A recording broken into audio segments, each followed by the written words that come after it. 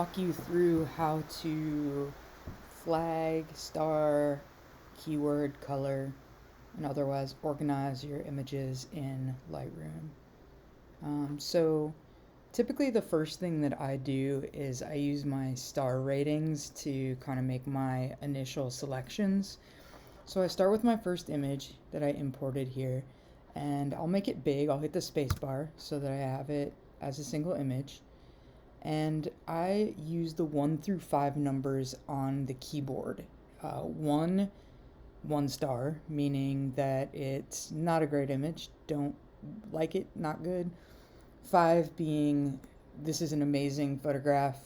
Often I won't, if it's a 1 or 2, I may not even put a star on it because likely I'm not going to go back to it for any reason. So we'll go through these images and star rate them using those keys. So I'll give this one a 3, uh, 3, and you can see the stars lighting up down here on the bottom. If you want to, I'm not no stars on those. This one's a 2. This one's a 2 for me. 2. This one's a 4. And if you want to use the stars down here, you can also click on the number of stars that you want there and it'll appear. So I'll give this one a 5. Additionally, there's always an opportunity for you to set your metadata in your menu. So in the photo menu, you'll see set rating. Say I want to set this one at 5, I can do that way as well. So there's always about like 3 ways to do everything that you want to do in Lightroom. Okay, so I've set my star ratings.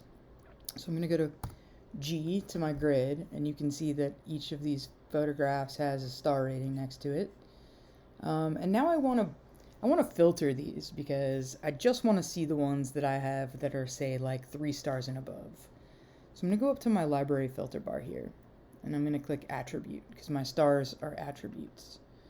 And it gives me a whole lot of different options here for what I want to filter by. And I'm going to say I want everything that's 3 stars and above. So I'm going to put 3 stars there, and that narrows my pictures down to 7. So I have 7 pictures here now to choose from. So the next thing I'm going to do is I'm going to go through, same thing, I'm going to press spacebar and open up to the whole thing, and say my option now is that I've got to pick a final 4 images for an assignment that I'm doing. So now I'm looking through my best images and I want to pick those final 4 images. So I'm going to use a flag to do that. I'm going to flag them if they're a pick. So in the same way that we star rated things, you have the option to click the flag right down here if you want to flag something, or you can go to the photo menu and then go to set flag. You can do flag, unflagged, or completely reject the image if you want. So I'm not going to flag that one or that one. These aren't my favorite images. Let's say I am going to flag this one. So my shortcut key for this, if I don't want to click on this button here or go to my drop down menu, is a P for pick.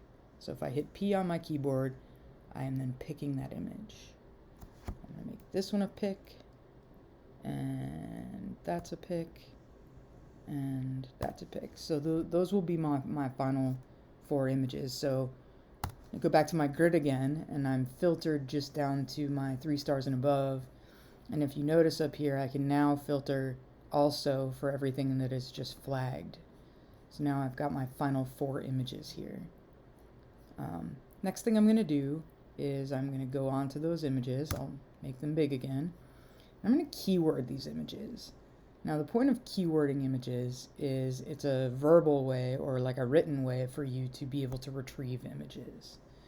So I'm going to put 3 keywords on each of these images to make sure that I can always go back and find them. These keywords should be something that's not already in your metadata. So for example, I wouldn't want to put on this image that this is, you know, the year, for example. Say I don't want it to say it's 2019. It's don't want to say what camera it is or anything like that. I'm looking to describe what's in the image. So here I'm going to say road. I'm going to say Utah. And notice I'm putting a comma between each of these. This was Spiral Jetty.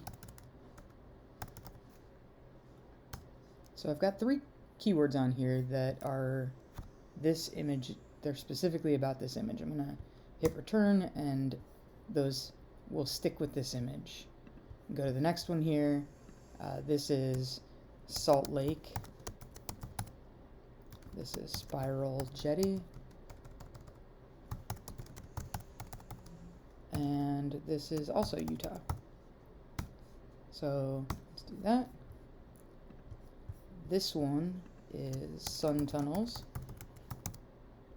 This is Theo, my wife. And this is also in Utah. And then lastly, this one is White Sands. This is New Mexico. And this is, I'm going to say Picnic. So, I'm going to go back to my grid. Now, each of these 4 images has different keywords attached to them. So, down the road, if I want to find one of these images, for example, say I'm like looking for my pictures of Spiral Jetty, can't remember what year they were made, don't know anything about them besides that I keyworded them, I can go to this library filter and go to text, and in this searchable field I can search for, say, Spiral Jetty, and the images that I wrote Spiral Jetty on will come up there. Or if I want to see everything that's from Utah, I can put Utah, and I've got my 3 images from Utah. So that's how that works. The last bit of information that might be useful to you is how to color code your images. So there's a little dot at the bottom here on the bottom right hand corner of your image that if you click on it, you get this drop down menu and you can color code your images. So you can use these in whatever way makes the most sense to you. The way that I use them is that when I have an image that I want to make sure that I develop, I'll make it red. I use basically like a stoplight. So say I know I want to develop this image, I haven't gotten around to doing anything with it yet, so I make it red so it marks to me that I want to develop that image. Next thing I'm going to do is, if I'm in the middle, say I'm in the middle of developing an image and I have to leave to go do something, but I want to come back to it, I leave that as yellow. So I'm in the process. And when I've fully developed and edited the image and it's ready to go, I make it green so I know that it's complete. Now, this is the way I use them. There's multiple colors. You can use them in any way that makes sense to you. But just know that you also have the ability to then filter by these colors.